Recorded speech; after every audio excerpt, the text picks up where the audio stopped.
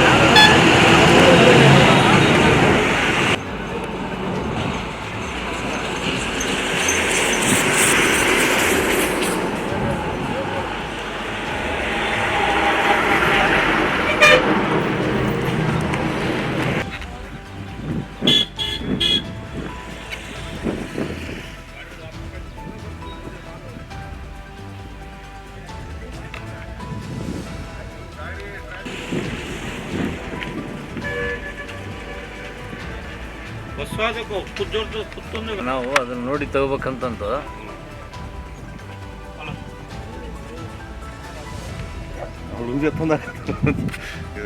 ಗಾಡಿ ಬಸ್ಲಿಕ್ಕೆ ನಮ್ಮ ಊರದ್ರಿ ಹೊಲ ಮಾತಾಡ್ತಿಲ್ಲ. ಹಾಂ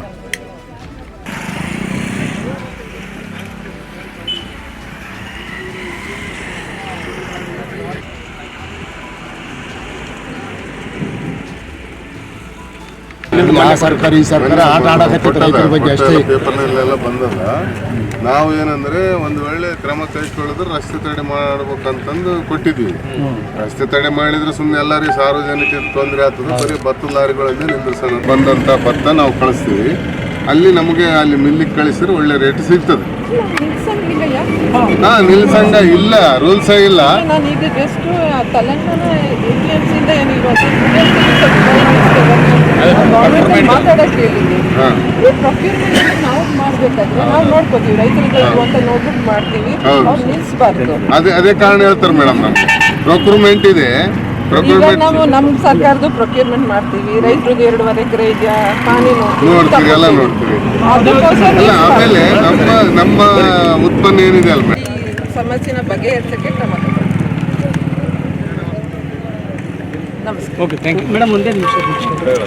ಬೇಕಾದ್ರೂ ಶಕ್ತಿನಗರದಲ್ಲಿ ನಾನು 3 ಗಾಡಿ ನಿಂತಿರೋದು ನೋಡಿದೆ. ಅದು ಹರಿಹರ APMCಯಿಂದ ನಮ್ಮ APMCದು ಪರ್ಮಿಟ್ ಎಲ್ಲ ಹಾಕಿ ಅದು ತೆಲಂಗಾಣಕ್ಕೆ ಹೋಗ್ತಿದೆ. ಅದಕ್ಕೆ ಯಾವುದೇ ನಿರ್ಬಂಧ ಇರಬಾರ್ದು. ಬಿಕಾಸ್ ಎರಡೂ ರಾಜ್ಯದಕ್ಕೆ ಒಂದು ವಹಿವಾಟು ನಡೆಯೋದು ಸುಗಮವಾಗಿ ನಡಿಬೇಕು.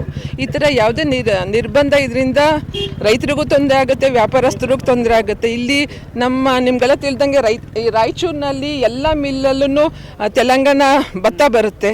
ಇಲ್ಲಿಂದ ಒಳ್ಳೆ ಭತ್ತ ಅಲ್ಲಿಗೂ ಹೋಗುತ್ತೆ. ಸೊ 2 ಕಡೆನೂ ಟ್ರಾನ್ಸ್ಪೋರ್ಟ್ ಆಗ್ತಾ ಇರುತ್ತೆ. ಅದ್ರ ಬಗ್ಗೆ ನಾವು ಯಾವುದೇ ನಿರ್ಬಂಧ ಹಾಕಬಾರ್ದು. ಇವಾಗ ನಾನು ತಕ್ಷಣ ನಾನು ತೆಲಂಗಾಣ ಅಡಿಷನಲ್ ಡೈರೆಕ್ಟರ್ ಹತ್ರ ಮಾತಾಡಿದೆ. ಅವ್ರು ಏನೂ ಮಾಡಿಲ್ಲ ಅಂದಿದ್ದಾರೆ. ಫುಡ್ ಆ್ಯಂಡ್ ಸಿವಿಲ್ ಸಪ್ಲೈಸಲ್ಲಿಂದ ಏನೋ ಆದೇಶ ಇರಬೇಕು ಅಂದಿದ್ದಾರೆ. ಸೊ ನಾನು ನಮ್ಮ ಡೈರೆಕ್ಟ್ರೇಟ್ ಗಮನಕ್ಕೆ ತಂದಿದ್ದೀನಿ. ಇದ್ರ ಬಗ್ಗೆ ಇಮಿಡಿಯೇಟಾಗಿ ತುರ್ತಾಗಿ ಸಮಸ್ಯೆನ ಬಗೆಹರಿಸೋಕ್ಕೆ ನಾವು ಖಂಡಿತ ತಗೊಳ್ತೀವಿ. ಸರ್ಕಾರಕ್ಕೆ ಏನಾದರೂ ಈ ಬಗ್ಗೆ ವರದಿ ಕೊಡ್ಲಿಕ್ಕೆ ಮುಂದಾಗಿ ಇವಾಗ ಕೊಡ್ತಾ ಇದ್ದೀವಿ. ಈಗ ಇಮಿಡಿಯೇಟಾಗಿ ನಾನು ಓವರಲ್ಲಿ ರಿಪೋರ್ಟ್ ಮಾಡಿದ್ದೀನಿ, ಗಮನಕ್ಕೆ ತಂದಿದ್ದೀನಿ. ಇದ್ರ ಬಗ್ಗೆ ಇಮಿಡಿಯೇಟಾಗಿ ನಾವು ಕ್ರಮ ತಗೊಳ್ತೀವಿ. ಇವತ್ತು ನನ್ನ ಗಮನಕ್ಕೆ ಇವತ್ತೇ ಗೊತ್ತಾಗ್ಲಿದ್ದು ನನಗೆ. ಹೌದೌದು, ಇಲ್ಲ ನನಗೆ ಇವತ್ತೇ ಇದ್ರ ಬಗ್ಗೆ ನಮ್ಮ ಇಲ್ಲಿ ಡೆಪ್ಯೂಟಿ ಡೈರೆಕ್ಟರ್ ಲೋಕಲ್ ಅವ್ರು ನನಗೆ ಬೆಳಗ್ಗೆ ನೀವು ಪೊಲೀಸಿಂದ ಲೆಟರ್ ಬಂದಿದ್ದನ್ನ ಕಾಪಿ ಕಳಿಸಿದ್ರು. ನಾನು ಈಗ ಬಂದು ನಿಮ್ಮ ಹತ್ರ ನೀವು ತೆಲಂಗಾಣ ಭತ್ತಕ್ಕೆ ಯಾವುದಾದ್ರೂ ನಿರ್ಬಂಧಗಳನ್ನ ಇಲ್ಲಿ ಯಾವುದೂ ನಾವು ನಿರ್ಬಂಧ ಹಾಕಿಲ್ಲ. ನಾವು MSP ಖರೀದಿ ಮಾಡಬೇಕಾದ್ರೂ ಅಷ್ಟೇ ರೈತರದ ಅಂತ ದೃಢೀಕರಿಸ್ಕೊಂಡು ಖರೀದಿ ಮಾಡ್ತೀವಿ. ಅದೇ ಥರ ಅಲ್ಲೂ ಮಾಡ್ತಾರೆ. ಬಟ್ ವ್ಯಾಪಾರ ವಹಿವಾಟು ಸುಗಮವಾಗಿ 2 ರಾಜ್ಯದಲ್ಲೂ ನಡಿಬೇಕಾಗಿ ನಮ್ಮ ರೈತರು ಏನು ಡಿಮ್ಯಾಂಡ್ ಮಾಡಿದ್ದಾರೆ ಮೇಡಮ್? ನಮಗೆ ರೈತರು ಇವಾಗ 2 ಕಡೆನೂ ವ್ಯಾಪಾರ ವಹಿವಾಟು ನಡಿಬೇಕಂತ ಹೇಳ್ತಿದ್ವಿ. ಈಗ ಮಾತಾಡಿದಾಗ ಈಗೇನು ಭತ್ತ ಇಲ್ಲಿ ಇರುತ್ತೆ, ಒಳ್ಳೆ ಸಣ್ಣ ಹಳೆ ಭತ್ತನ ನಾವು ತೆಲಂಗಾಣಕ್ಕೆ ಕಳಿಸ್ತೀವಿ. ಅದಕ್ಕೆ ನಿರ್ಬಂಧ ಇರಬಾರ್ದು ಅಂತ ಹೇಳಿದ್ದಾರೆ. ಅದು ನಾನು ಸರ್ಕಾರದ ಗಮನಕ್ಕೆ ತರ್ತೀನಿ. ಅವ್ರು ಹೇಳ್ತಿರುವಂಥದ್ದು ಅಲ್ಲಿ ಭತ್ತ ಮತ್ತೆ ಹತ್ತಿ ನಮ್ಮಲ್ಲಿ ಬರ್ತದೆ, ಹಾಗೆ ನಾವು ಈಗ ಬಂದ್ ಮಾಡ್ತೀವಿ ಅಂತ ಹೇಳ್ತಾ ಇದ್ದಾರೆ. ಇಲ್ಲ, ಬಂದ್ ಮಾಡೋದು ಬೇಡ. ನಾನು ಗಮನಕ್ಕೆ ತಂದು ಅದಕ್ಕೆ ಒಂದು ಪರಿಹಾರ ಇಮಿಡಿಯೇಟಾಗಿ ನಾನು ಸರ್ಕಾರದ ಹಂತದಲ್ಲಿ ತಗೊಳಕ್ಕೆ ನಾನು ಹೇಳ್ತೀನಿ. ನಾನು ರಾಜಶ್ರೀ, ವಿಭಾಗೀಯ ಅಧಿಕಾರಿ APMC. Thank you.